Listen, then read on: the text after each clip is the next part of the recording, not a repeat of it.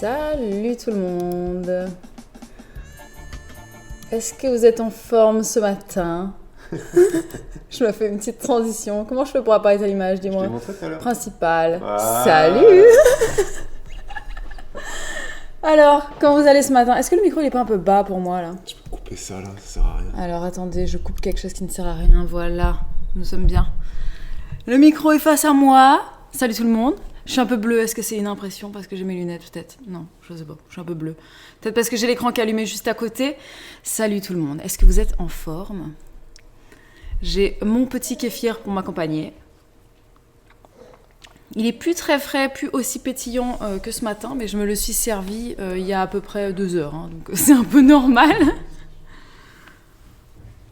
Babou m'a expliqué comment fonctionnent les nouveaux paramètres, donc... J'espère que vous allez bien. C'est pour la recherche. Ouais, c'est... Bah oui, après des années même de recherche avant de se lancer, ça y est, nous savons faire un décompte et je sais basculer d'un écran à l'autre. C'est assez magique. Je suis un peu essoufflée parce que je viens de faire un petit tour du jardin juste avant de venir. Et ensuite, pause pipi oblige avant le live parce que sinon je vais être obligée de vous lâcher en cours de route. Vous êtes en forme, on dirait. Emma, c'est la première fois que tu es là, tu peux pas écouter parce que tu allaites pour la sieste. Ah, bah il faut mettre un casque parce que juste de me regarder, je pense que ça sera pas très utile aujourd'hui. Encore que, il y aura une vidéo qui va arriver, donc ça pourra faire l'affaire. Donc oui, il y en a quelques-uns qui te disent bonjour parce qu'ils t'ont entendu même s'ils t'ont pas vu. Babou est là, voilà, vous voyez sa tête ici, j'arrive pas à le faire à l'envers, voilà, sa tête est là, il est en train de ranger le lave-vaisselle avec Noémie, et ils ne sortent pas aujourd'hui, voilà. Céline, elle écoute d'une oreille et puzzle avec son fils de 2 ans à côté, bah c'est cool.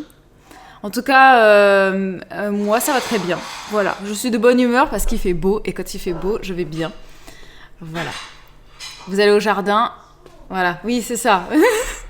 Au jardin plutôt que d'écouter, c'est ça, c'est ce qu'on va faire. Alors ensemble aujourd'hui, on va parler, c'est quoi le programme? On va parler de jardin ensemble, on va parler de mon jardin en l'occurrence, et puis peut-être des vôtres, hein, si vous avez des choses à raconter, ou alors s'il y a des questions moi auxquelles je ne pourrais pas répondre, peut-être que vous savez, parce que je suis assez débutante en jardin, en potager, tout ça. Je sais quelques trucs, j'ai quand même des notions parce que j'ai grandi dans une famille qui jardinait pas mal. Par contre, mes parents ne faisaient pas de potager. C'était vraiment exclusivement du fruitier qu'on avait et jamais de plantes potagères à La Réunion. Par contre, voilà, beaucoup d'arbres fruitiers dans le jardin. J'ai déjà planté des trucs à La Réunion et tout ça, mais potager, c'est la première fois de ma vie. D'ailleurs, petite anecdote, on a mangé, quand c'était hier ou avant-hier, nos 3 premiers radis. C'était des radis que j'avais semés en jardinière en janvier, sans aucune conviction. C'était juste un test d'impatience. Et il n'y en a eu que 3 qui étaient suffisamment gros pour être intéressants. Donc ça a été un pour chaque enfant. Et puis celui de Noémie, on l'a partagé avec elle, Babou et moi. C'était pas mal. C'était pas mal, ça fait plaisir. Ok, radis beurre.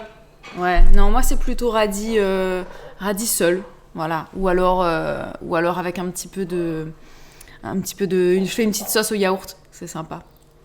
Merci Johanna, mes tout premiers radis. Je suis très fière de moi. Hein. Ils étaient tout petits, mais bon, c'est quand même assez sympa.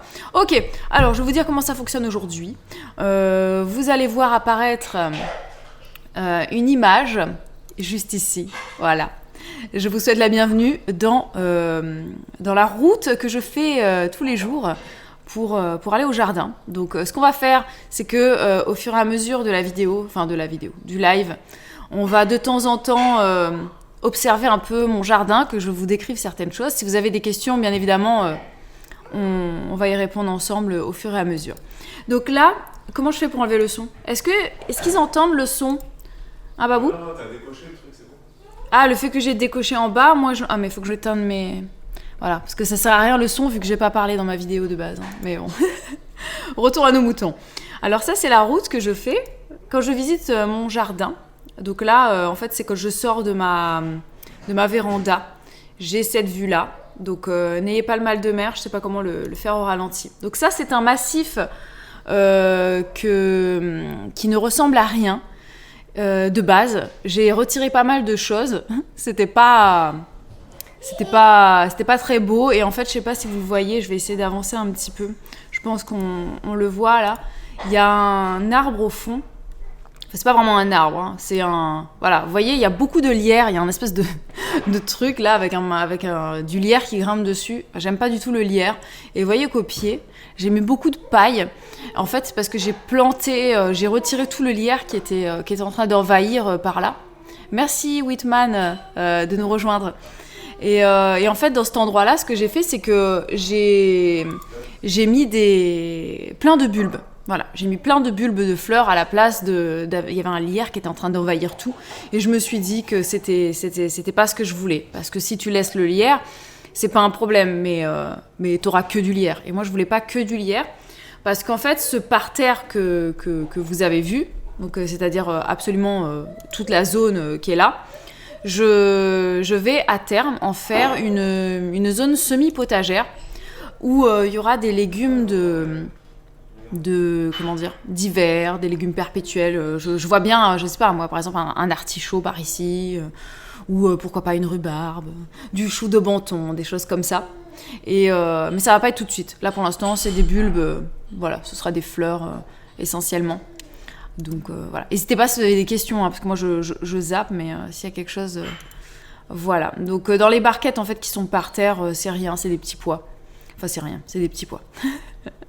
Voilà. Et là sur je voulais pas montrer. Je me rends compte qu'en fait j'ai pas fait pause dessus, donc je vais revenir. En fait ce que vous voyez là juste, j'ai tendance à passer d'un écran à l'autre, c'est pas très pratique. Voilà, tout ce parterre qui est là. Il y a quelques salades. Là j'ai une barquette d'épinards. Il y a plein de radis qui sont semés à la volée par Elena, donc c'est pour ça que c'est très très très très très dense. Donc il va falloir que je m'occupe de clairsemer un peu tout ça, parce que sinon ça va pas le faire. Et j'ai aussi pas mal d'ail devant, voilà. Et ça c'est un petit parterre que je mets à côté du jardin, à ma sortie en fait du potager. Et dedans il y aura aussi des légumes perpétuels. Et de base, je sais pas si vous vous souvenez, c'était là qu'on avait des cactus, mais il y en avait genre énorme. C'était des cactus énormes qu'on a retirés, et à la place comme ça on peut mettre voilà, j'ai de l'ail, pas mal d'ail, des radis et des salades, et puis au fur et à mesure de la saison on verra si je mets autre chose. L'ail n'a pas besoin d'eau, les radis oui, je sais, c'est pour ça que j'essaye d'arroser juste un côté. Et je me dis que ça va peut-être pas trop aller sur l'ail parce qu'ils sont un peu séparés, mais bon, on verra. Pour l'instant, ça se passe bien, et voilà. En fait, j'avais pas prévu de mettre de radis à cet endroit-là. Ce qui s'est passé, c'est que j'avais mis l'ail d'abord, parce que c'est un endroit qui est quand même très peu irrigué. Et je me suis dit, comme ça, au moins, l'ail n'allait pas être inondé. Et le problème, c'est que... Enfin, le problème, oui et non. C'est que je me suis dit, avec Elena, je vais la laisser semer des trucs, et il fallait que ça pousse. Et comme je l'ai fait assez tôt, c'était en février, à part de la salade ou des radis, il n'y avait pas grand-chose. Et c'était la seule zone qui était prête à être semée, quoi. Bref. Donc, Elena, elle a semé ça ici. Et voilà, je suis même pas persuadée qu'on les mange, ces radis, hein, parce que je les arrose assez peu, en fait. Donc, je pense qu'ils risquent même d'être un peu piquants. Quoique, ils n'ont pas beaucoup de soleil, donc on verra. C'est quand même... Ouais, c'est vrai, Tahiti, je peux mettre aussi des engrais verts à cet endroit-là. Je ferai ça peut-être, je sais pas. Pour l'instant, ça reste un petit peu... j'ai mis des trucs qui fonctionnent un peu comme des engrais verts, parce que c'est pas des choses que je pense qu'on va récolter. Donc je vais laisser là, ça va pousser, ça va continuer de nourrir un petit peu le sol et protéger le parterre, quoi. Donc voilà. Et je vais essayer, là, sans vous me donner mal de tête, je vais faire la manip moi-même. Voilà. Quand on part... Mais Babou, tu peux arrêter de m'observer? C'est perturbant d'avoir un spectateur en arrière. Mais oui, je te vois. Voilà, Oda qui demande c'est quoi les engrais verts. En fait, des engrais verts, c'est de la végétation. C'est pas des plantes en particulier. On peut utiliser n'importe quoi comme engrais vert, mais ce sont des plantes qui ne sont pas vouées à la consommation. C'est juste pour décompacter le sol ou alors pour apporter de l'azote dans le sol. Ça sert d'engrais en fait pour les plantes qu'on mettra ensuite. Après, ça se fauche ou alors ça se couche au sol, les engrais verts, et ensuite on plante entre ou par-dessus. Voilà, ça dépend un petit peu des personnes. Et concernant les radis, je ne suis pas du tout une pro. Mais ce que j'ai entendu dire, c'est que pour qu'ils piquent pas trop, il faut beaucoup les arroser. Plus tu donnes d'eau aux radis, moins ils seront piquants. Et je crois que plus ils sont au soleil, plus ils sont secs, plus il manque d'eau, plus ils sont piquants. C'est pour ça d'ailleurs que les radis qu'on mange en ce moment, en période tout début du printemps, même ceux qu'on achète dans le commerce, ils sont beaucoup moins piquants que ceux qu'on achète en plein été. J'ai toujours vu cette différence sans savoir le pourquoi. Et maintenant, je sais que c'est parce qu'il manque d'eau en été, tout simplement. Donc, voilà. Ouais, tout le monde le dit, c'est ça. Il faut beaucoup arroser. Alors, Roxane qui regarde en direct de son potager, c'est sympa. Ouais. Ouais, et c'est vrai, comme Angie le dit, au pied des arbres, j'ai mis des fèves. D'ailleurs, là, je suis allée vraiment faire le tour et il y en a une bonne quinzaine qui ont levé. Donc, j'ai des petits plants de fèves qui sont comme ça, qui sont sortis de la paille au pied des arbres. Et ça permet de capter l'azote qui est dans l'air et ça renvoie ça dans le sol. Ce qui fait que ça sert un peu d'engrais pour les plantes. Là, les arbres, en l'occurrence, chez moi. Et à la fois, ça nous permettra une petite récolte de fèves dès que ce sera suffisamment grand. Et ça, ce sera assez sympa. Maintenant, repassons à devant ma véranda. Enfin, c'est à droite de ma véranda, d'ailleurs. Et on a un bac, là. Un bac, je ne sais pas si vous le reconnaissez, mais c'est un bac que Babou a acheté à Action, il me semble. Et dedans, j'ai mis des pommes de terre, il y a un petit moment, qui avaient commencé à trop germer. Donc, je les ai mis dedans. Et quand il fait froid ou qu'ils annoncent des gelées, je remets le couvercle. Et ma foi, c'est en train de commencer à pousser dedans. Et à côté, j'ai une serre froide. Je réponds à Tahiti, les fèves, on peut les acheter soit dans le commerce au rayon légumes secs, tout simplement, comme quand vous achetez des lentilles. Ou alors, ça se trouve dans n'importe quelle jardinerie ou sur n'importe quel site internet pour les graines. Là, moi, j'ai un peu des deux, je crois. Et voilà, donc là, ce sont mes serres froides. Et dedans, là, j'ai un peu tout et n'importe quoi. Donc, je vais pas vous faire le détail. On va juste avancer ensemble. Là, c'est donc une pomme de terre, que vous voyez, qui est sortie de terre. Et là, j'ai un peu de tout. Donc là, on voit des capucines. Ça, c'est des tournesols géants. J'ai du maïs. Voilà, mes capucines. D'ailleurs, on a quelques-unes que j'ai mis en pleine terre, même si c'est beaucoup trop tôt. J'ai pris le risque.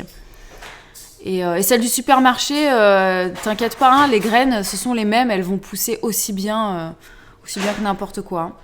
Voilà. Et, oups, je fais des bêtises. Je me suis trompée de bouton. Hop, retour en arrière. On revient dans le passé. Je me suis trompée de bouton, j'ai mis revenir à 10 secondes avant. Voilà. Alors ici, ça c'est un peu la nouveauté. Je vais voir si je peux l'avoir en plus grand. C'est la nouveauté du jardin pour les légumes perpétuels. Donc ce que vous voyez là, ici, alors je peux pas vous le montrer avec ma souris, c'est assez embêtant, mais il y a toute une zone où vous voyez c'est barricadé avec du bois. Et en fait... oui, voilà, souris bouger. Ah c'est vrai, vous voyez ma souris ? Ah oui, vous voyez. Mais toi, t'as juste à regarder l'écran de gauche, regarde pas l'écran de gauche. Ah ouais, excellent. Donc ce que vous voyez ici, ça va être une zone où il y aura un carré potager et ce sera des légumes perpétuels. Ici, il y a de la ciboulette, là c'est de la ciboule je crois, ça c'est des graminées quelconques. Et là j'ai planté quelques salades, hier j'ai rajouté un artichaut et un peu de rhubarbe, un peu de betterave il me semble, ou des blettes. Et en fait ça servira de potager d'hiver essentiellement, et là-bas des trucs perpétuels. Et donc si vous vous souvenez, c'est ici, juste de l'autre côté par là, qu'il y a une autre partie du potager perpétuel. Donc ça va avancer au fur et à mesure. Vous voyez ici quelque chose d'assez magnifique, avec du bois autour. Ça, c'est Elena qui a fait ça. Donc voilà. Je ne sais pas ce qu'elle a fait d'ailleurs. Elle a planté une fleur. Elle a planté une fleur et ensuite elle l'a arrosée, elle a mis du sable, du terreau et tout ça. Ici, j'ai un petit peu tout et n'importe quoi, je vais pas vous décrire, j'ai de l'ail en barquette, voilà, j'ai des trucs, j'ai des pépins de pommes et de poires qui sont en train de germer. Et en fait, dans cette deuxième étagère serre froide, j'ai plein de trucs. Voilà, je crois que je m'en approche un petit peu, vous allez peut-être voir le détail, donc je vous parle en même temps. Et c'est assez... ça sert pas à grand chose pour l'instant, c'est vraiment... Alors là, vous voyez une petite rhubarbe, d'ailleurs, il me semble ce matin, j'ai regardé et elle a été bouffée, voilà. Il y a une limace qui l'a trouvée, donc il faudra que je la remplace. Mais j'ai déjà pas mal de rhubarbe dans le jardin. Et concernant le terreau, Johanna, alors j'ai testé plusieurs trucs. Et je trouve que ce qui fonctionne le mieux pour moi, c'est du terreau horticole classique que je mets au fond et par-dessus, je vais mettre du terreau à semis. Je trouve que c'est vraiment ce qui fonctionne le mieux. Voilà. Et là, donc, j'ai un petit peu tout et n'importe quoi, donc c'est pour ça que je passe très très vite. Ah oui, et là en haut, en fait, ce que vous voyez, ce sont des barquettes avec des fleurs en tout genre. Voilà. C'est un peu tout et n'importe quoi. Et en fait, ce que je fais, c'est assez bizarre, hein, je sais pas pourquoi je fonctionne comme ça, mais c'est ma manière, c'est que au fur et à mesure, je récupère. En fait, ce sont des jachères fleuries, hein, ni plus ni moins. C'est des ensembles, des mélanges de fleurs annuelles, fleurs hautes, fleurs mellifères, fleurs basses, jachères fleuries. Voilà, ça s'appelle de ces noms-là. Et ce que je fais, c'est que quand je trouve que c'est suffisamment développé, que ça se sert trop les uns les autres, d'ailleurs là la barquette qui était à droite complètement, j'ai tout viré quasiment et j'ai replanté ça et là au jardin. C'est beaucoup trop tôt, mais ça me démange et je me dis il y a bien des trucs qui vont survivre et puis s'il y a rien qui survit, c'est pas grave, je vais recommencer à semer. C'est juste que ça me gratte un peu trop, donc j'y vais. Et je me dis qu'au pire, ça servira de nourriture aux limaces, et puis voilà. Donc on verra ce que ça donnera, je sais pas. Bonjour la plus belle femme de France. Tiens, il y a un admirateur. Merci. Alors, ensuite, nous passons... Voilà. Toujours, là, j'ai des tournesols. Alors, les tournesols, j'en ai semé plein. J'ai des tournesols géants, des tournesols nains, des tournesols simples ou voilà, avec des belles fleurs ou alors pour les graines. Donc ça, c'est mes semis de pommes, de poires. Je crois qu'il y a un peu de kaki. Là, c'est un peu d'herbe aromatique. Là, c'est encore de l'ail en pagaille. Ça, c'est de l'oignon. Voilà, je crois que c'est de l'oignon rouge d'ailleurs. Il faut que j'aille m'en occuper. C'est pareil, j'ai des poireaux dans cette serre qu'il faut que je traite. Et ouais, alors ça c'est intéressant aussi. On va s'arrêter dessus dès que possible. Là je vous montre en fait, c'est un petit massif que je suis en train de créer. Alors derrière, juste ici, ce que vous voyez, c'est un espèce de cabanon, un cabanon dans lequel on range nos outils de jardin. Et en fait devant ici, il y avait rien. Je pense que je sais pas ce qu'ils avaient avant en fait les propriétaires, mais là il y a rien et donc j'ai rajouté, je me souviens plus de son nom, mais c'est un arbuste, je crois qu'il monte à 1 mètre, peut-être 2 même, hein. 1 mètre 50 et ça va faire des fleurs blanches énormes. Donc à terme, ce qui est ici, je vais l'enlever et ce sera lui qui sera le roi de cet endroit, hein. Ça va être magnifique. Ouais, donc j'ai hâte que ça pousse. Je suis contente que mon enthousiasme pour le jardinage vous donne envie de vous y mettre chacun, c'est cool. Et voilà, donc ça c'est ce petit truc. J'ai laissé l'étiquette et j'ai oublié de vérifier comment ça s'appelait. Voilà, ici c'est tout un carré que je vais rendre fleuri, ce sera un massif plus tard. Pour l'instant c'est rien, donc je crois que j'ai pas trop pris le temps dessus. C'est pas... Voilà. Hop, un petit plan en pause pour vous expliquer un peu ce qu'on a ici. Alors, là, j'ai une petite bande comme ça, où il y a un forsythia, vous reconnaissez. Derrière, je crois que c'est un cardon, je suis pas sûre que ce soit de l'artichaut. Et en fait, on a 2 autres plates-bandes sur les côtés. Celle-ci, pour l'instant, c'est un petit peu un compost... purement de déchets verts. Voilà, c'est là qu'on va mettre, quand j'arrache des feuilles mortes, des mauvaises herbes ou n'importe quoi qui sont dans les allées, je mets ici. Donc voilà, quand il y a des branches sèches, abîmées, je viens mettre ça là. Et on cultivera ça, je pense, l'année prochaine. Ouais, joli pavé, bravo Elena, et bravo aussi à Babou, parce qu'ils ont fait ça tous les deux ensemble, et c'est vrai que ça fait pas mal. Je trouve ça assez sympa. Et sur le côté, ici, alors cette plate-bande, j'en suis très très fière. Donc je vais essayer d'avancer un petit peu, parce qu'il me semble que j'ai dû la filmer d'un peu plus près. Et d'ailleurs, je vais faire une pause. Dites-moi, s'il y a des amateurs de jardin, selon vous, c'est quoi ça ? C'est de l'artichaut ou c'est du cardon ?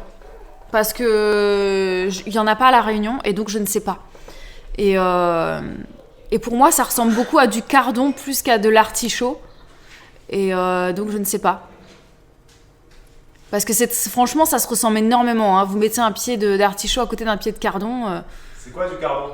Ben, en fait, c'est de l'artichaut aussi. C'est une variété. Et le cardon, tu manges que les tiges. Et l'artichaut, tu manges les fleurs, en fait. Ouais, et j'ai essayé avec PlanteNet, Tahiti Jus, et en fait, ils me disent les deux. Donc, c'est un peu problématique. Ouais. Voilà, pour l'instant, j'ai artichaut, cardon. On saura ça quand il y aura les fleurs. Hein, ce sera...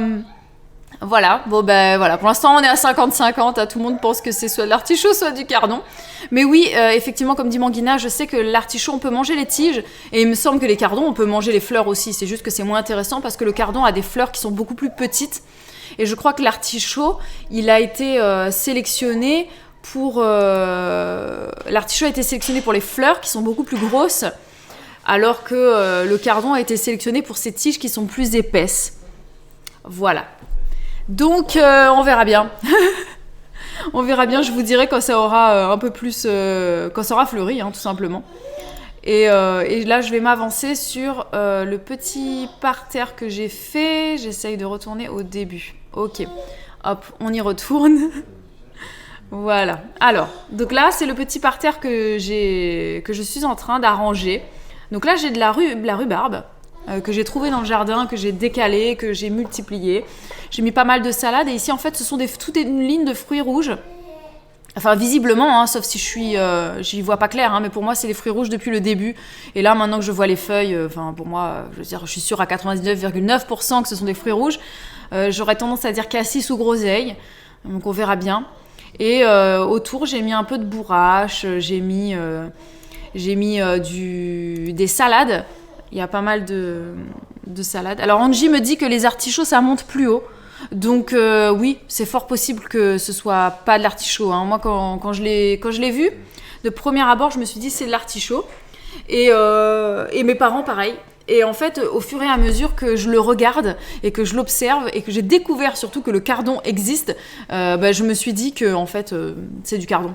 C'est du cardon parce que ça m'a pas l'air.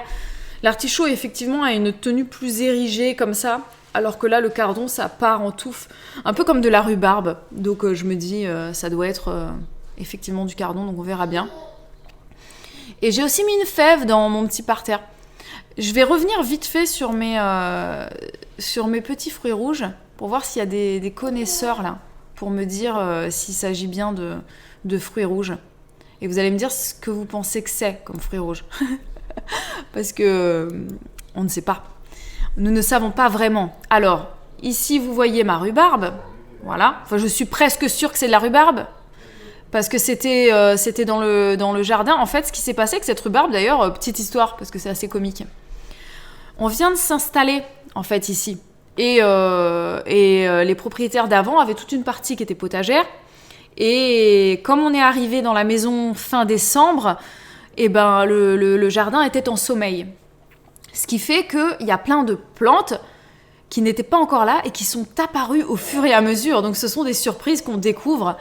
Et en fait, en plein hiver, j'ai fait un massif de framboisiers. Et dans ce... Attends, Angie me demande si j'ai des épines sur les branches. Non, il n'y a pas d'épines sur les branches. Ça veut dire quoi ? Sur le... Ah, tu parles sur mes fruits rouges. Non, justement, celui-là qu'on voit, j'ai l'impression que c'est pas un framboisier. C'est ce que tu veux me dire? Parce que je sais que le framboisier, il a des petits piquants, des petites épines sur les branches. Et là, j'ai pas l'impression. Hein. De mémoire, je crois pas à celui-là. mais j'ai un doute. Et donc, le massif de framboisier que j'ai créé, on va le voir tout à l'heure, et ben en fait, j'ai mis 4 ou 5 framboisiers, j'ai mis de la paille, je l'ai barricadé, et un jour, je fais mes balades dans le jardin, c'était, je sais plus moi, il y a quelques semaines de ça, et là, je vois un truc qui monte en fait dans la paille, je vois la paille qui commence à gonfler, je me suis dit, tiens, qu'est-ce qui s'est passé ? Est-ce qu'il y a des rats-aux-pieds qui sont en train de vivre ici et tout. Et en m'approchant, en fait, j'ai vu qu'il y avait une feuille qui commençait à sortir de mon massif de framboisier. Et en fait, c'était de la rhubarbe. Et je ne l'ai pas compris tout de suite parce que je ne connaissais pas. Et donc, je l'ai déterré totalement. Et je l'ai séparé et je l'ai mis à différents endroits du jardin. Donc, c'était assez drôle. Ouais, c'est ça. Donc, le framboisier, il a des épines. Certains groseilliers aussi. Ben, écoute, je vais aller observer. On repasse sur... ici, je crois pas que j'ai pas fait de plan assez serré, mais j'ai pas l'impression qu'il y ait d'épines. Hein. Sur cela, il y en a pas, mais pour moi, le feuillage et la façon dont c'est buissonnant, je dirais groseille, parce que le premier, en fait, en le frottant, je pense que c'est du cassis. Et concernant les murs, il me semble que c'est plutôt ça forme plutôt des lianes, puisque c'est assez rampant en fait, donc j'ai pas l'impression que là il s'agisse de ronces. Mais effectivement, les ronces de toute façon, ça a beaucoup d'épines. Est-ce que vous êtes des amateurs de fruits rouges de votre côté ? Est-ce que c'est quelque chose que vous aimez bien ? Nous ici, on adore ça, les enfants en raffolent. Et Babou pas trop, mais moi j'aime beaucoup. Ouais, et il y a des ronces sans épines, ça c'est vrai. Hop, on arrive à côté de mon massif, donc je reviens dessus.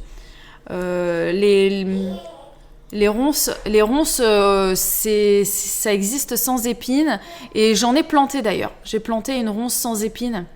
Vous aimez pas les fruits rouges ? T'aimes pas, Clémentine ? C'est super bon. Ouais. Ah oui, le gros plan sur les feuilles, ça ressemble au beau. Je suis contente. Parce que j'adore les fruits rouges, il nous en faut plein. Donc retour à mon jardin. Là, on a passé le forsythia, hein, vous l'avez vu, et quand on poursuit en fait, parce que là j'ai refait le tour, vous allez arriver, voilà. Ici, cette petite barrière, en fait, je passe ici et on va arriver à mon massif de framboisier qui est ici. Et en fait, ce massif de framboisier, donc là vous en voyez un bébé là qui a fonctionné. Et ici, j'ai planté avec Babou, attention, on a planté ça tous les deux, des fraisiers. Fraises, cerises, ça va, mais c'est tout. Ah, les cerises, t'appelles ça des petits fruits rouges, toi ? Ouais, remarque, c'est des petits fruits rouges, c'est vrai. Ah, et ça, petite anecdote, c'est... dites-moi d'ailleurs si je me trompe, hein, mais pour moi, c'est de la violette. Et on la voit là, en bas, ici. Il me semble que c'est de la violette, hein, mais ça sent pas très fort pour de la violette, donc c'est peut-être moi qui ai un flair un peu pas très développé. J'ai mis les fraisiers et le framboisier sur le balcon. Mais t'as raison, hein, pourquoi pas. Et là, il me semble que c'est de la violette. Et en fait, je l'ai trouvé dans le jardin et je l'ai déterré pour le mettre par ici, parce que j'adore les violettes.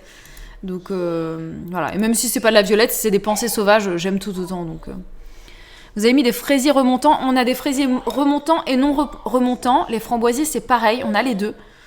Voilà, donc là, de ce côté, il y a des framboisiers, des fraisiers. Hein, vous pouvez les voir au fur et à mesure. J'essaie de me décaler à chaque fois parce que l'ombre est en train de me gêner. Voilà, et en fait, c'était ici, là, qu'il y avait la rhubarbe qui était en train de sortir. Et quand je l'ai découvert, c'était assez marrant. Oups, pardon. Voilà, donc là, ce sont les framboisiers.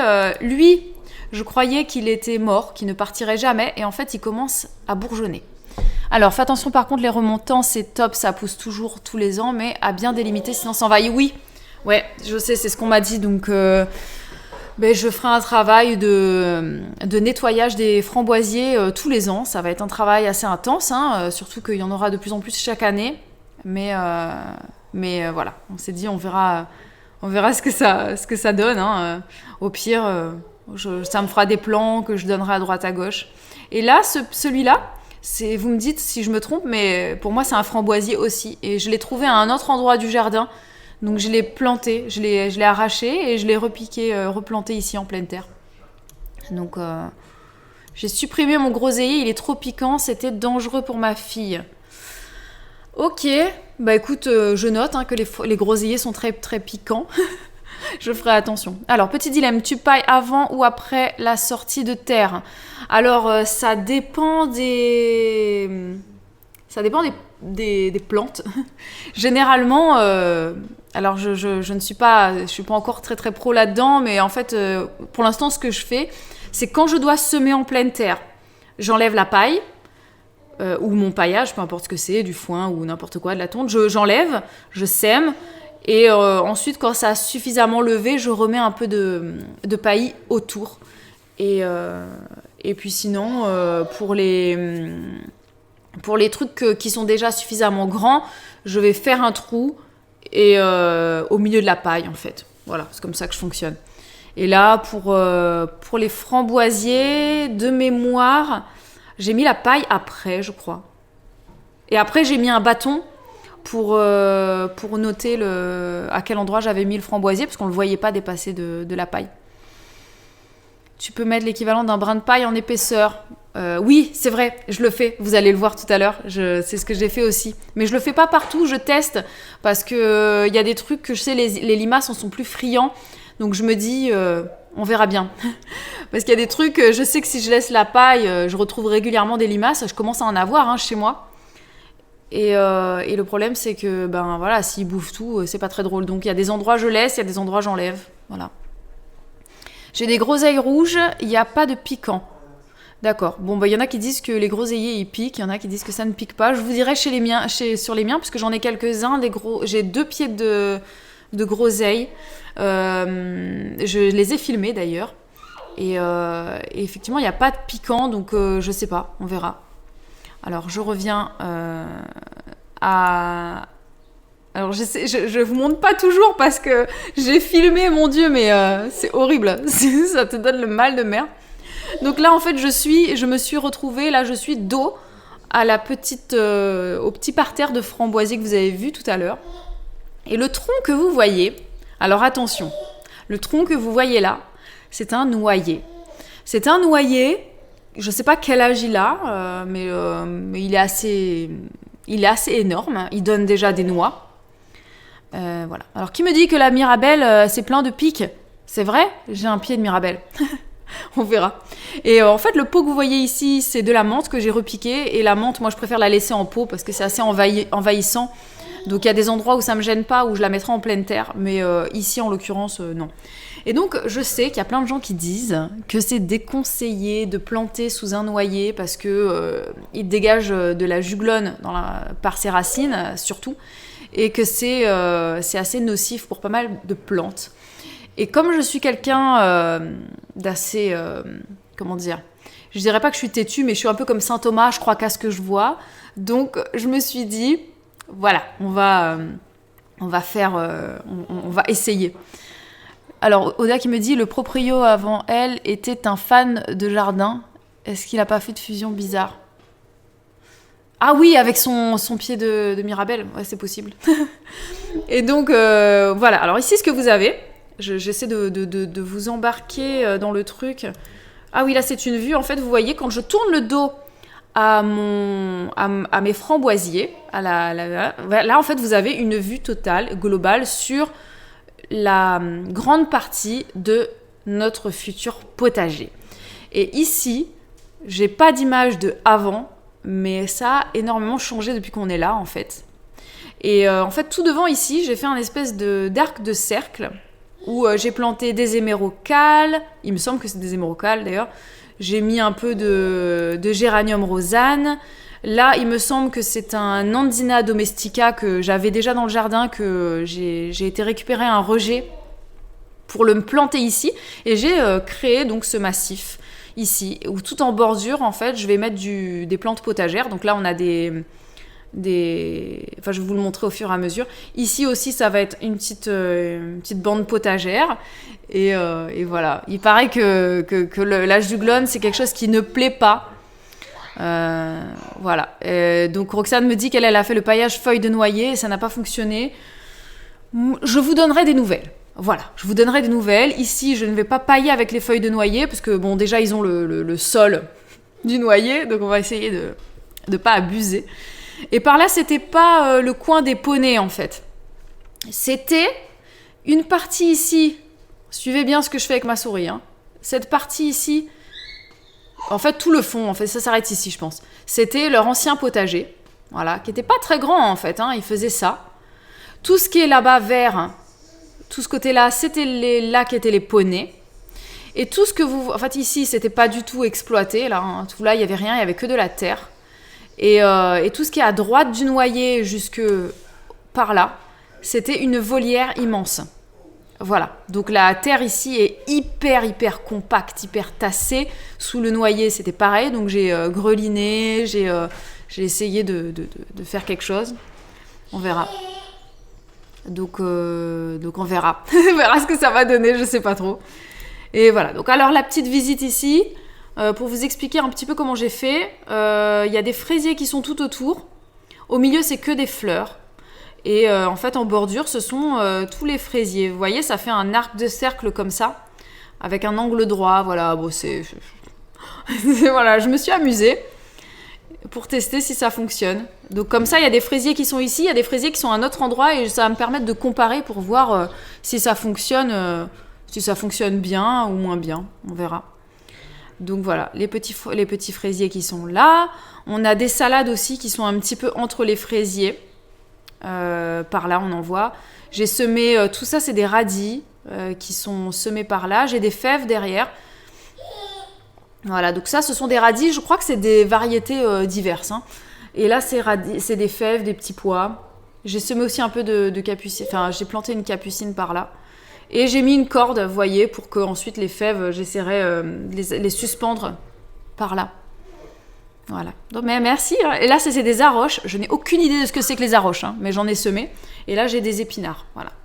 Donc ça a bien levé et j'ai fait voilà, avec un petit peu de paille par-dessus. Et ma foi, ça fonctionne. Là, j'ai un autre plant de rhubarbe. Ici. Et voilà, ma menthe, un peu de ciboulette. Et voilà. Et là, donc, on est sous... Ah oui. Alors là, pareil, sous le noyer, un peu plus loin, j'ai toute cette bande ici. C'est des asperges. J'y crois pas une seconde. Alors pour moi, ça ne va pas marcher. Donc je pars très pessimiste, hein. Mais pour moi, ça va pas marcher. Je sais pas pourquoi, je sens que les asperges, c'est quelque chose que je ne vais pas réussir. Mais voilà, mes parents ont acheté des asperges, ils m'ont donné 5 griffes. Donc je me suis dit, allons-y, on va les mettre ici. Et je me suis dit que c'était un bel endroit, donc j'ai préparé mon sol, j'ai rajouté du sable. Et elles sont sous la paille, oui. Est-ce que je les ai butées ? Oui. En fait, je les ai enterrées complètement. J'ai recouvert de terre. Il y a du sable aussi sous la terre. Donc un mélange de sable-terre. Et puis, j'ai aussi mis un peu de compost, de matière un peu compostée, quoi. Et j'ai remis la paille. On verra. Je sais qu'il faut 3 ans pour récolter les asperges. Et d'ailleurs, je ne sais pas si c'est 3 ans à partir du moment où tu les plantes ou 3 ans de vie des asperges. Parce que nous, sur le paquet, il y avait écrit griffe d'asperges 2 ans. On verra ce qui se passe. Voilà. Surtout que quand j'ai regardé sur Internet plus tard, j'ai appris que les asperges supportent très mal la juglone, qui est donc dégagée par les noyers. Donc ça va être très sympa, hein. Voilà, j'ai mis les asperges près du noyer. Ça donne pendant 2 ans. Moi, j'ai vu que ça donnait pendant 10 ans au moins. Mais à partir de la 3e année. Quelque chose comme ça. Non, à partir de la graine, l'asperge, c'est... Ouais, bref, on verra ce que ça donne, hein. Est-ce que tu pourrais planter des graines censées être périmées ? Franchement, il faut tester. Alors, j'ai vu que ce qu'on peut faire, c'est de faire des tests de germination où tu prends un papier humide, tu mets tes graines dessus. Ensuite... Tu fermes dans un petit sachet hermétique ou alors dans une boîte en plastique, tu mets près d'un radiateur sous une source chaude et ensuite ça va germer. Ce qui germe, tu mets dans du terreau et puis le reste qui n'a pas germé, ça veut dire que ce n'était plus bon. Mais ça sert à rien de jeter des graines si tu sais pas si ça fonctionne ou pas. La date de péremption, c'est surtout une date limite de consommation optimale. Ils sont obligés de mettre cette date-là, mais ça peut continuer de germer même si ça a passé la date. Alors, est-ce que... Ouais, apparemment, il faut changer les griffes au bout de 10 ans. Bah écoute, on verra. On verra ce que ça va donner. Moi, j'attends que ça sorte de terre déjà, parce que j'ai assez peu d'espoir, hein, comme je vous disais. Voilà, donc on retourne à une vue plus précise du potager. Donc voilà, ici, on a une plate-bande que je vais faire en moite-moite. Alors, comment tu fais pour que les animaux d'hiver ne mangent pas les jeunes pousses ? Je fais rien. Alors déjà, nous, on n'a pas d'animaux... notre seul animal de compagnie, c'est Papy, c'est le chien. Et il n'a pas accès à cette partie du jardin quand nous, on n'est pas là. Donc, il risque de rien toucher. Et ça, c'est pas un problème. Et puis après, écoute, les animaux de la nature, il y en a qui mangent des trucs, il y en a qui ne mangent rien. Pour l'instant, j'ai déjà des jeunes pousses qui ont été mangées, mais d'autres non. Donc, je me dis que l'astuce, c'est peut-être de mettre le plus possible pour qu'il nous reste des trucs, quoi. Voilà. Alors, cette plate-bande ici, en fait, il y aura des pommes de terre. Et je fais des expériences. Je fais déjà des expériences. C'est qu'en fait, ici, vous voyez, la plate-bande, elle va aller carrément jusque-là, je pense. Avec une moitié, avec non-travail du sol, je vais absolument rien faire. Je vais poser les pommes de terre, je vais mettre du terreau par-dessus et de la paille par-dessus. Et ce côté-là, par contre, a été un peu travaillé et j'ai rajouté du fumier de cheval et de la paille et on mettra les pommes de terre dessous. J'ai un lapin qui vient manger mes fleurs. Ah, ça, c'est pas cool, hein. Alors, ouais, c'est ça malheureusement, on peut pas grand-chose, je crois, à part d'en mettre plus pour espérer qu'il en reste. Et voilà. Et l'autre partie, donc les pommes de terre, je vous ai dit, il y aura toute cette plate-bande et il y aura aussi cette plate-bande ici. Et en fait, je suis en dilemme avec moi-même, je ne sais pas, est-ce que je fais 2 plates-bandes de pommes de terre ou est-ce que ici je fais que pommes de terre, ici je fais que patates douces. Je sais pas, franchement, je sais pas du tout. Est-ce que je... D'ailleurs, ça c'est un gros problème parce que j'ai plein de trucs que j'ai envie de planter, mais je ne sais pas encore où est-ce que je vais planter les choses. On m'a dit que se méfier du fumier de cheval. Soi-disant, ça crame tout, faut attendre 2 ans. Alors, concernant le fumier, je ne suis pas du tout une pro non plus, mais tout ce que j'ai pu lire, entendre et tout ça, c'est que le fumier, il faut qu'il soit mûr. Si c'est du fumier frais, effectivement, il faut attendre au moins 2 ans, enfin 1 an ou 2, que ça se composte pour que ce ne soit pas trop azoté et que ça brûle donc les plantes. Ou alors, il faut en mettre un tout petit peu. Mais si c'est du fumier qui est déjà composté, qui est mûr, il n'y a aucun problème. Et t'en as trouvé où déjà composté ? C'est Babou qui m'a ramené ça de Super U l'autre jour. Il a acheté du fumier de cheval à Super U. Voilà, j'ai découvert sur une chaîne potager que ça se vend en commerce. D'ailleurs, ça coûte pas grand-chose. Hein. Voilà.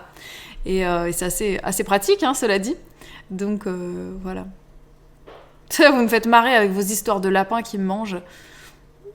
Mais tu sais ce que tu peux faire, c'est de lui laisser des carottes. Hein. Tu lui fais un petit coin avec des carottes et des fans de carottes. Et puis, il viendra davantage manger les carottes plus que les fleurs. Hein. Moi, je me souviens qu'on avait une lapine. Et dès qu'il fallait qu'on la fasse sortir de quelque part, en fait, on la pâtait avec une carotte comme dans les dessins animés. Et je peux vous dire que ça fonctionne super bien. Hein. Ouais. Donc... prends du fumier de la calèche. Il y en a qui suivent bien les vlogs. Ouais. Et c'est vrai qu'en plus, nous, on avait... Alors, je reviens sur mon plan ici. Ici, au fond, en fait, ça, c'était la cabane à poney. Et nous, maintenant, on l'a renommé le poulailler parce que c'est possible qu'un jour, on ait des poules là-dedans. C'est même fort possible. Et tout ici, en fait, il y a du fumier qui a été épandu un peu partout. Donc, j'en ai récupéré. Il a été composté avec le temps plus ou moins, donc il y en a un peu que j'ai récupéré. Et donc pour revenir sur le potager, ici j'ai fait un petit tunnel et dessous, je crois que je l'ouvre avec vous dans la vidéo, donc vous allez voir, j'ai pas mal de petits trucs. Mais ça a beaucoup changé. Alors cette vidéo, je l'ai filmée hier matin, et entre hier matin et aujourd'hui, beaucoup de choses se sont passées. Ouais. Oui, c'est bien d'avoir des œufs, c'est pour ça qu'on veut des poules. Moi, je plante mes courges carrément dans le tas de fumier frais. Ouais, il y a beaucoup de gens qui font ça. Et le problème, c'est que nous, on n'a pas de compost. D'ailleurs, je vais répondre à cette question-là un peu plus tard, mais on n'a pas de compost. Donc, du coup, ça va être embêtant de le planter dans le compost parce qu'on n'en a pas. Ok, donc ici, j'ai des plates-bandes qui sont actuellement nues. Donc, vierges. Donc, il n'y a rien dedans. Il y a un petit châssis au fond qui est inhabité. Voilà, ici j'ai rien dedans, il y aura des pommes de terre. Ici vous voyez c'est des framboisiers qui étaient déjà là et qui faisaient bien pitié. Alors je les ai du coup... Oula, qu'est-ce qui se passe? Bim. Et donc j'ai placé des trucs autour, des petits bois, des bourdins de bois, j'ai mis de la paille. Je crois que je leur ai rajouté un peu de bourrache. De l'autre côté, on voit ce qui dépasse, c'est de l'ail, parce que je sais que l'ail c'est antifongique et ça aide à lutter contre les maladies cryptogamiques. Donc j'ai dit, je vais en mettre, voilà.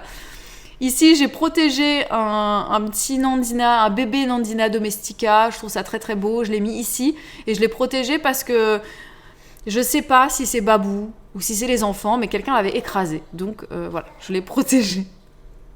Et Bibou a trop la bougeotte. En 2 jours, elle modifie tout le jardin. Non, mais c'est pas vraiment ça, mais presque. On n'est pas loin. C'est vrai que hier, j'ai planté plein de trucs. Hein. Ça me démange fortement, on va dire.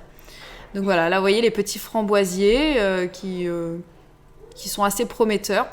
Et là, en fait, tout ce qui dépasse, c'est soit de l'ail. Alors ici, c'est de l'ail, c'est sûr. Là-bas, j'ai de l'ail et ici, c'est de l'oignon. J'ai planté de l'oignon, des oignons différents. J'ai planté des échalotes aussi. Et là, je crois que ce sont des petits radis, un peu de carottes, mais sans intérêt. Hein. J'avais semé ça en janvier. Et là-dedans, voilà, je vais ouvrir le tunnel. Attention, tada! Tu tentes le carton patate. Le carton patate, c'est quoi le carton patate? Voilà, et là j'ai un peu des salades que j'ai déjà remis en pleine terre entre hier et aujourd'hui, quelques choux romanesco, j'ai des brocolis, il y a quelques trucs que j'ai mis en pleine terre. Là j'ai des laitues, Batavia et My Queen, des brocolis, là il y a des fèves qui vont sortir.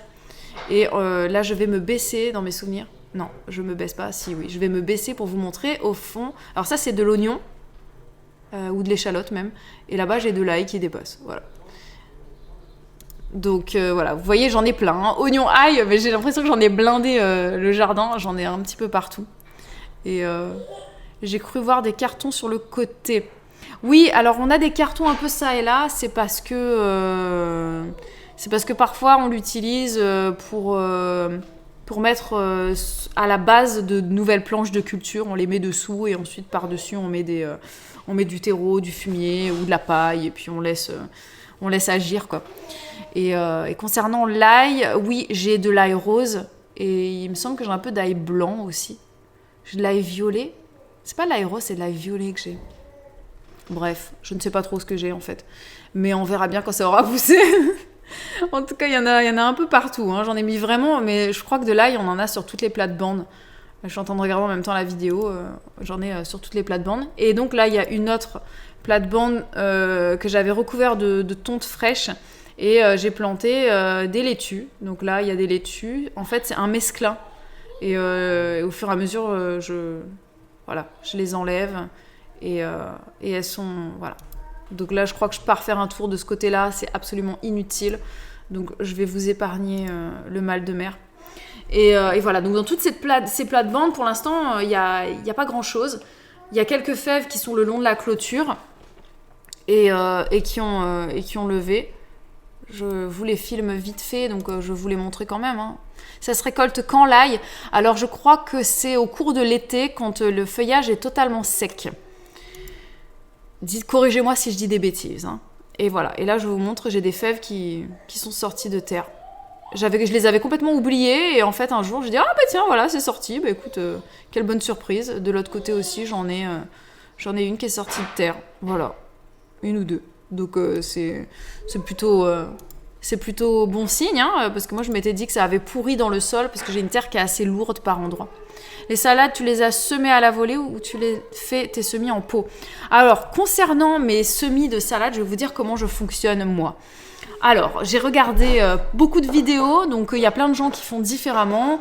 Et la méthode qui m'a la plus séduite, ça a été la méthode d'une chaîne qui s'appelle Le Jardin d'Alekil, que je vous recommande. Je ne fais pas tout ce qu'elle fait parce que ça me correspond pas toujours, mais ça notamment, sa méthode par rapport à la laitue, je trouve ça génial. Ce qu'elle fait, et donc ce que je fais maintenant, c'est que je sème dans une barquette à la volée.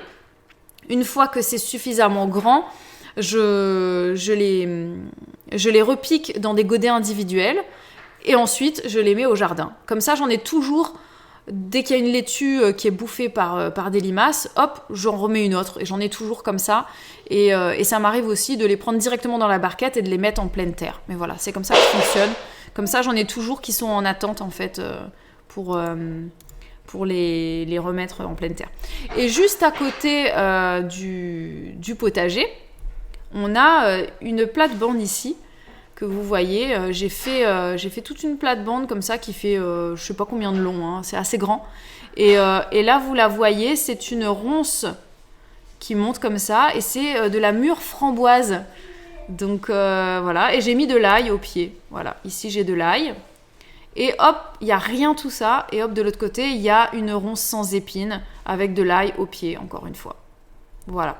Donc ça, je m'étais dit que c'était un truc qui allait être sympa. Est-ce que j'ai des vignes ?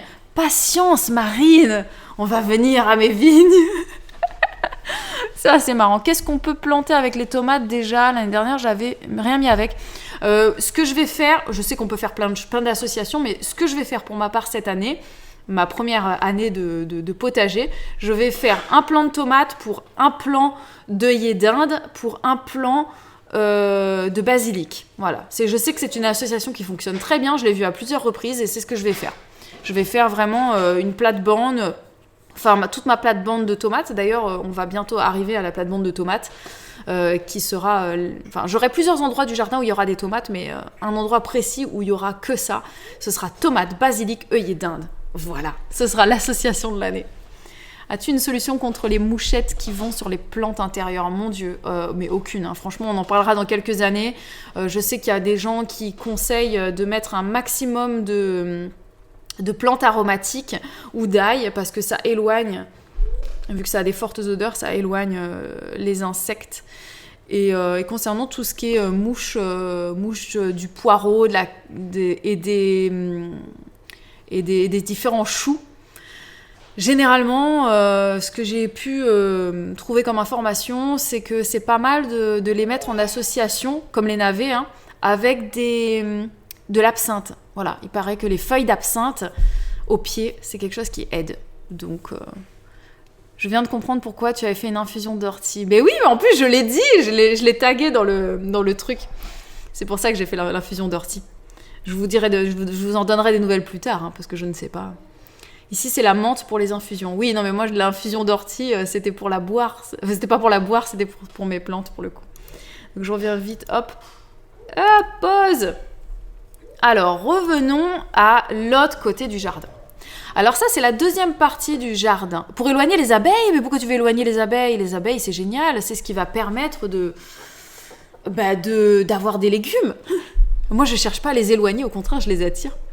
Alors ici, on a des plates-bandes, hop, qui ne sont pour l'instant pas exploitées. Et je pensais pas les utiliser cette année, mais ça sera le cas. Là, vous voyez toute celle-ci, qui est tout à gauche.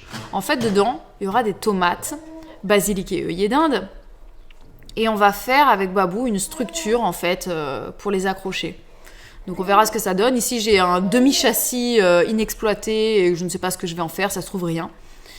Là, c'est notre zone à compost. Voilà. Alors ici, on épand notre compost de cuisine. Donc ce que je vous disais tout à l'heure par rapport au compost, c'est que j'ai fait un peu le choix, après m'être beaucoup informée, sur le fait de ne pas faire un tas de compost, mais on fait du compostage de surface, c'est-à-dire que tous nos déchets de cuisine, en fait, on soulève la paille, on met nos déchets de cuisine et on remet la paille par-dessus. Et quand on aura nos plantes, ce sera pareil.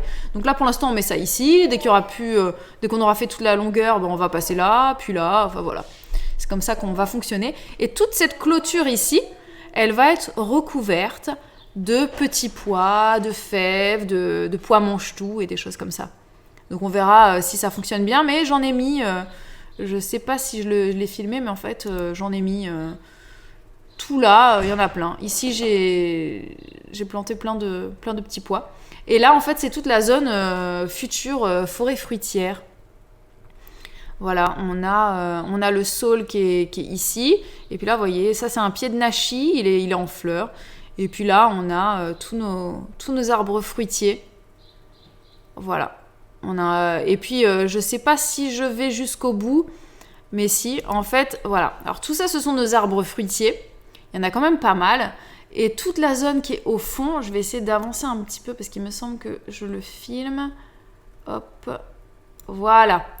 Tout ça, derrière, là, pas celui-là, parce que ça, c'est un arbre fruitier, mais tous les autres, en fait, ce sont des vignes. Donc ça, c'est ma zone à vignes.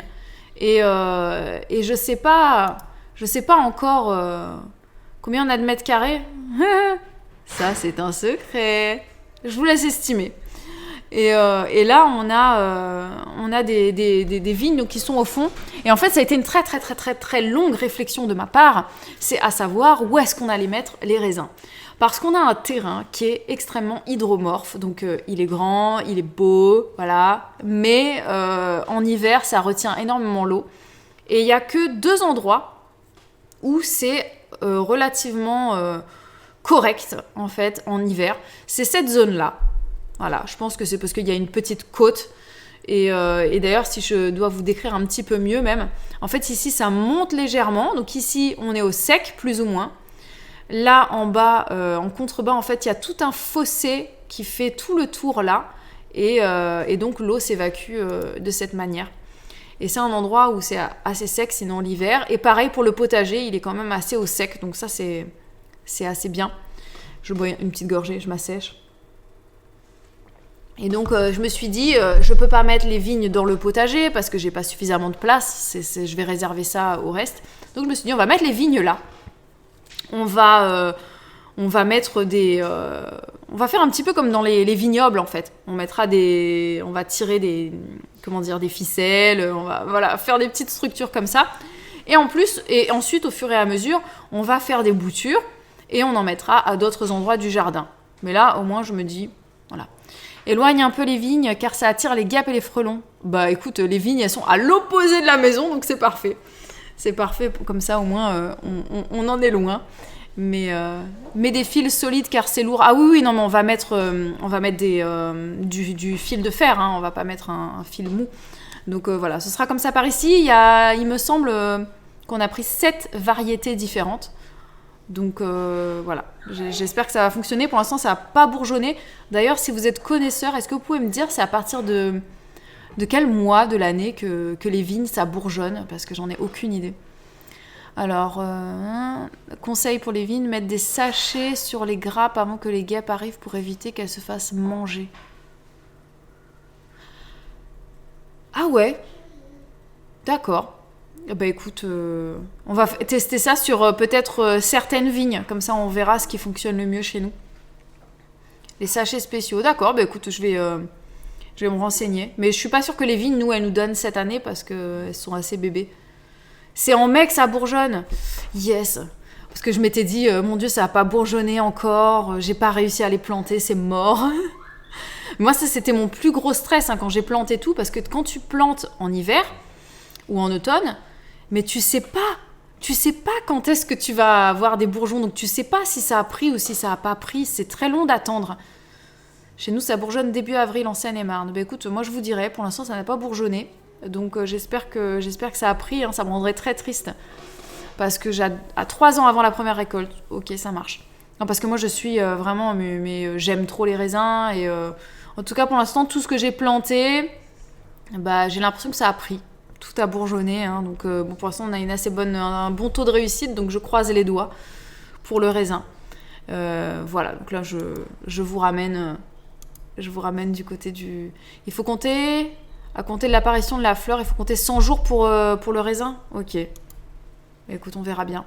Et là donc on a, je sais pas ce qu'on a ici, mais ça doit être peut-être nectarine ou abricot. Non, pas abricot, qu'est-ce que je raconte? Ouais, peut-être. Là, on a un poirier au fond. Voilà. Et là, c'est toute... j'aime beaucoup cette zone. C'est très champêtre. On a énormément de fleurs. Donc, du coup, beaucoup d'abeilles, de guêpes et tout ça. Il y en a vraiment énormément. Et on a pas mal de cerisiers aussi qu'on a plantés dans le jardin. Voilà. Donc là, vous avez une vue un peu d'ensemble par l'arrière. Là, c'est les bourgeons que je vous montrais, mais... Et par l'arrière, on a une vue du coup sur le potager qui est tout au fond, et la maison, vous voyez, qui est quand même relativement loin. Donc au niveau des abeilles et tout ça, c'est vrai qu'on a localisé de l'autre côté. Hop, bim. Et là, qu'est-ce qu'on a? Une petite vigne, on a un arbre fruitier. Et là, attention, regardez-moi ça, c'est blindé de taupinières. On a visiblement dans le jardin énormément de rats-taupiers. Alors je ne sais pas, est-ce que ce sont des campagnols? Est-ce que ce sont des mulots? Je ne sais pas. Pour l'instant, en tout cas, à part de faire des galeries un peu partout, il n'y a pas de dégâts, hein, parce qu'on n'a pas de culture. J'espère qu'ils ne vont pas me bouffer les racines des arbres, parce que là, ils sont localisés assez proches des arbres de ce côté. De l'autre côté, ils sont plutôt sous les rumex et sous les orties, dans les zones où il y a des orties, parce qu'on a pas mal de zones à orties dans le jardin. Donc bon, on verra ce que ça va donner. Je vous dirai hein, pour les limaces cette année, hein, je vous tiendrai au courant. Et là, vous voyez notre mare, en fait, elle est juste derrière ça. Là. Hop, la mare, elle est ici. Du coup, la mare est très loin, comme vous pouvez le voir, du potager. Et ici, c'est une zone où il y avait des chèvres avant. Et nous, on va, je pense, y mettre... à l'avenir, il y aura un peu de plantes potagères, peut-être des arbres fruitiers par ici encore, je sais pas, parce que c'est assez ensoleillé quand même par là. Donc on verra. Je sais pas encore. De toute façon, on fait progressivement les choses, hein, parce que c'est pas... On n'est pas pressé, on veut pas voir trop grand, donc on y va petit à petit. Et voilà. Et là, je retourne, du coup, de l'autre côté du jardin. Enfin, je passe par... En fait, ce que vous voyez là, c'est la prairie des enfants. Voilà, ce que j'appelle la prairie des enfants, c'est là qu'elles jouent. C'est là qu'on va jamais rien planter, en fait. Voilà. Hormis au niveau des bordures, des clôtures que vous voyez. Ah, un noisetier. Au niveau des bordures, là, je vais mettre je vais faire grimper des haricots, des choses comme ça, mais on plantera rien. Ce sera l'espace où elles vont jouer, faire du vélo. On aura certainement un parc aussi pour que les enfants jouent, avec un toboggan, une balançoire, des choses comme ça. Oups. Ensuite, que je revienne par là. Il paraît que la terre des buttes de taupe, c'est bon à récupérer car c'est de la terre nettoyée, riche, qui vient des profondeurs. Pas mal pour faire pousser. Je l'utilise. Effectivement, ça, c'est une terre que je récupère aussi. C'est vraiment très, très bien. On récupère toute la terre des taupinières. Moi, je la garde, j'utilise pour quand je fais des semis dans des grandes terrines.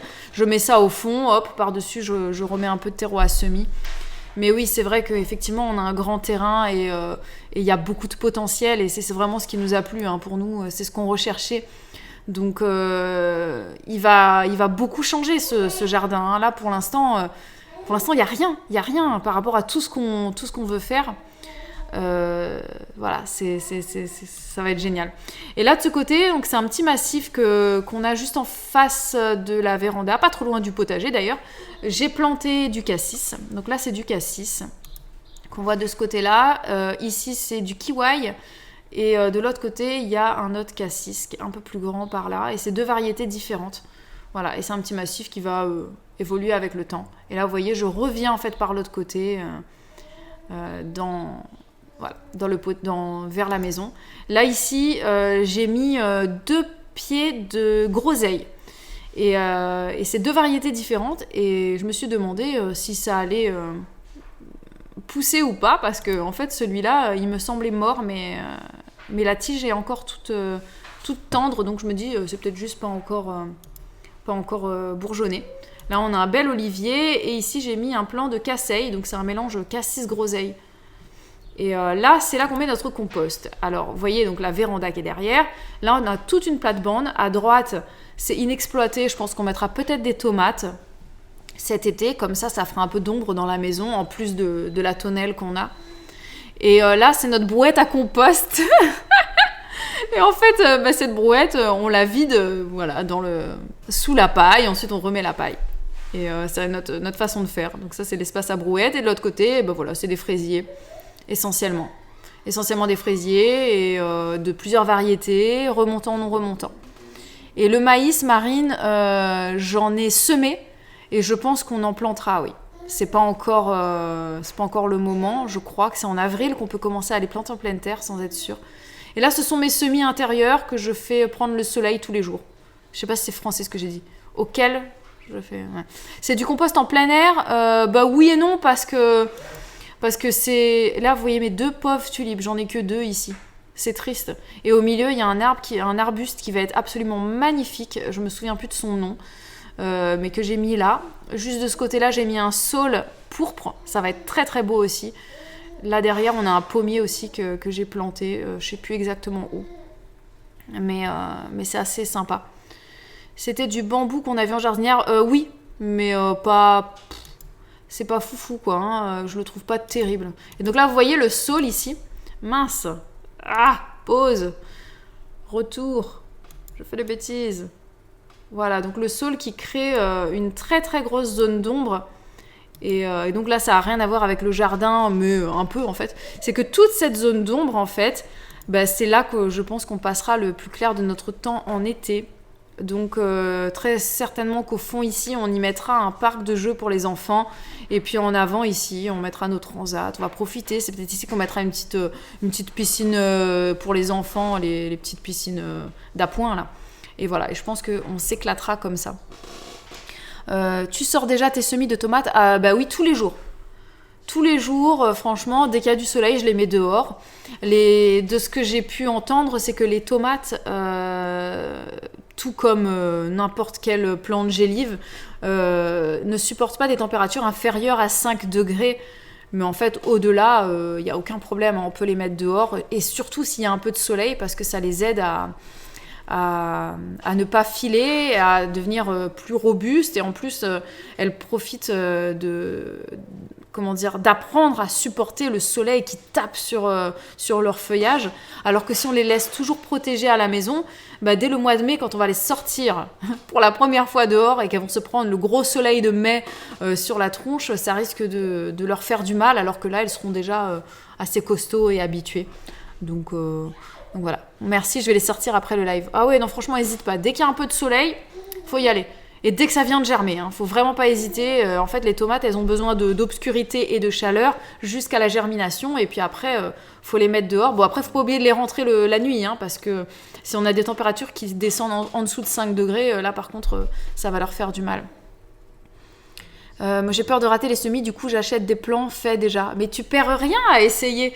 Au contraire, enfin moi c'est ce que je me dis, je me dis bah là vaut mieux essayer avant, d'acheter un sachet de graines, ça te revient beaucoup moins cher que d'acheter je sais pas combien de plants de tomates tu veux par la suite, donc tant qu'à faire autant tester, si ça fonctionne bah tant mieux, ça t'évitera d'acheter des plants et tu pourras en avoir beaucoup plus et même suffisamment pour en donner à ton entourage des plants. Donc voilà, faut pas avoir peur. Alors, Tahiti elle a mis une alarme à 19h pour les rentrer. Mais t'as raison, franchement, sinon, il y a le risque de les oublier dehors. Nous, c'est toute une danse des semis. Tous les matins, je les prends, je les mets dehors. Le soir, on les décale pour qu'elles restent bien au soleil tout le temps et tout ça. Pour cette année, c'est trop tard. Pour les tomates, non. Les tomates, tu peux en semer, franchement, jusqu'en avril. Donc, voilà. Après, pour tout ce qui est aubergines, poivrons, oui, c'est un peu trop tard parce que ça aura pas le temps de suffisamment se développer avant de te donner des fruits du coup cet été. Mais sinon pour les tomates, feu, c'est encore le moment. Les courges, les courgettes et tout ça, c'est pas avant avril, donc c'est bon, faut y aller.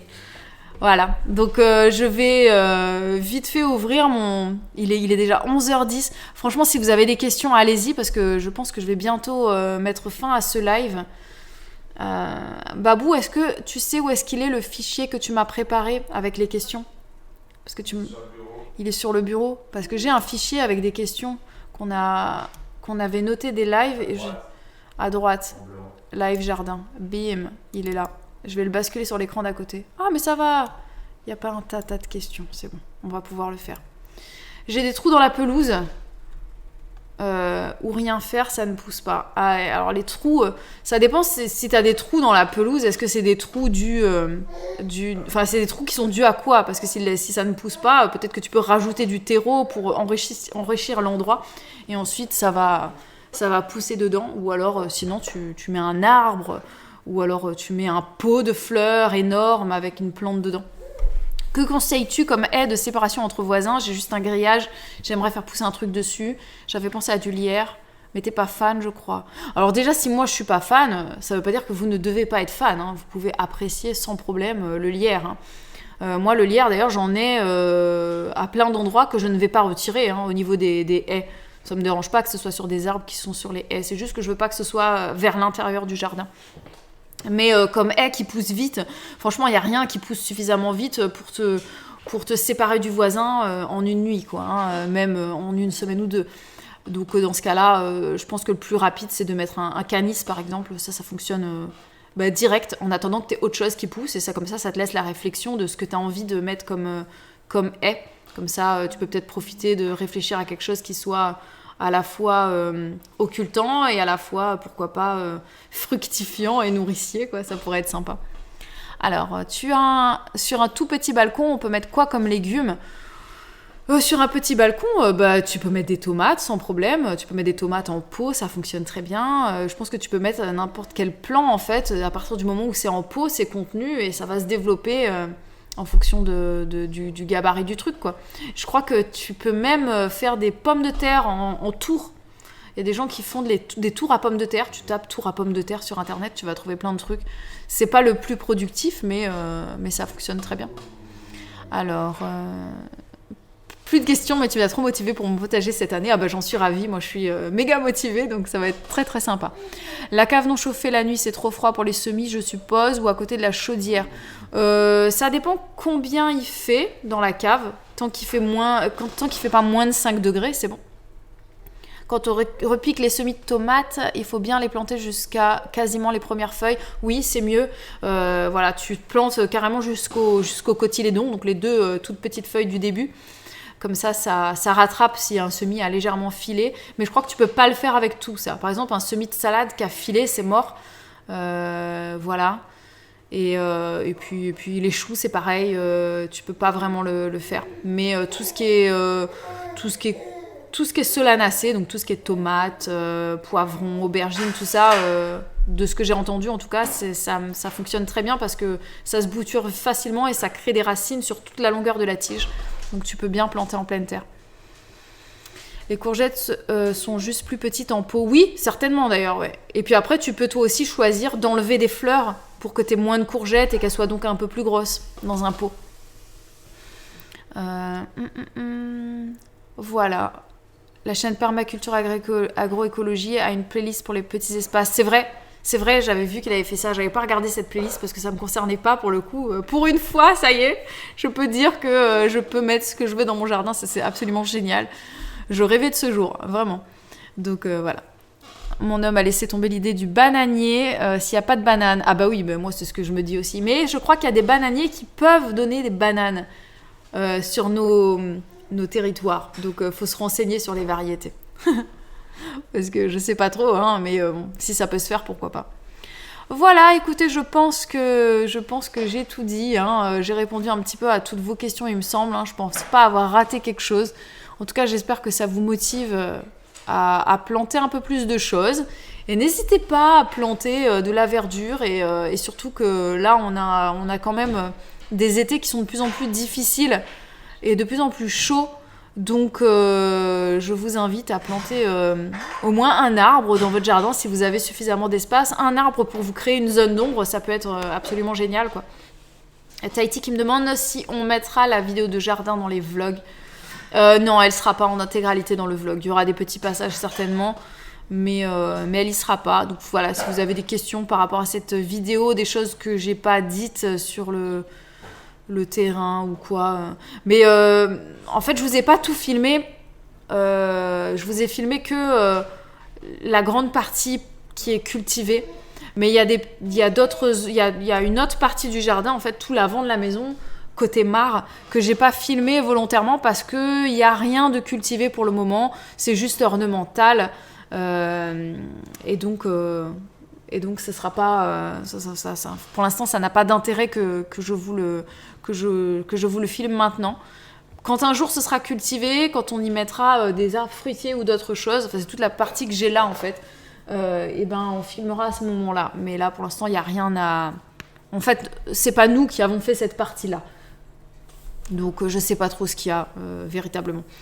Oui Oda, j'ai répondu à ta question un peu plus tôt, voilà, sur le lierre. Est-ce que vous nous ferez un vlog tour du jardin plus tard? Je sais pas, on fera un vlog un jour où on fera garden tour, comme on a fait home tour. Ouais, on fera ça. Et c'est pas moi qui le filmerai parce que moi je filme très mal. Là, franchement, la vidéo, je sais pas si tu l'as vue, mais c'est dégueulasse. Hein. Donc, mais c'est bon, c'était très descriptif. Je faisais pause pour vous expliquer. Est-ce que ça vous a plu de faire ce petit tour du jardin avec moi? J'espère, en tout cas. C'était Babou est de retour. On te voit pas, t'es dans le chat. Mais ouais. Voilà. Donc, ça a beaucoup changé. On n'a pas fait l'avant, c'est dommage. Hein, mais avant, en fait, il y avait rien. En fait, là où j'ai planté des trucs, c'est parce qu'il y avait rien. C'était une grande étendue de terre boueuse d'un côté et puis de rien de l'autre parce que c'est pas de l'herbe, hein, c'est juste ce qu'on appelle des adventices ou des mauvaises herbes comme vous voulez. Voilà. Je suis assez contente de ce qu'on a fait en tout cas. C'est que le début. Babou il me disait hier, n'empêche c'est fou hein, tout ce que t'as déjà fait dans le jardin et tout. Voilà, beaucoup d'ail, d'oignons et ouais, radis, fraises. Tout à l'heure, tu as dit graminées. C'est quoi des graminées? C'est une variété. Enfin, je sais pas, c'est une variété, une famille. C'est une variété, une famille. C'est tout ce qui est herbe, en fait. L'herbe, c'est des graminées. D'accord. Voilà. Mais on n'a pas... Et donc, toute cette partie qui est juste devant, j'aime bien l'idée que ça reste de la prairie. Et je me dis aussi que par rapport aux abeilles, pour les enfants, c'est un peu un problème. Pour mon papa c'est un peu un problème aussi parce qu'il est allergique donc je me dis c'est bien qu'on ait fait en sorte que finalement le potager et le jardin forêt entre guillemets c'est éloigné de la maison donc toutes les abeilles elles sont plutôt de l'autre côté que devant et ici on en voit très très peu quoi hein, voilà. Bon, Noémie n'est pas contente, il est 11h15, je vais vous dire au revoir. Merci à tous, à toutes d'avoir été là dans ce live. Et on se revoit très vite pour de nouvelles aventures jardin dans un prochain live. Et sinon, à demain pour un nouveau vlog où on vous parlera de notre petit quotidien. Allez, merci à tous et puis on se revoit vendredi à 20h45 ici pour un live avec Babou. Ciao, ciao!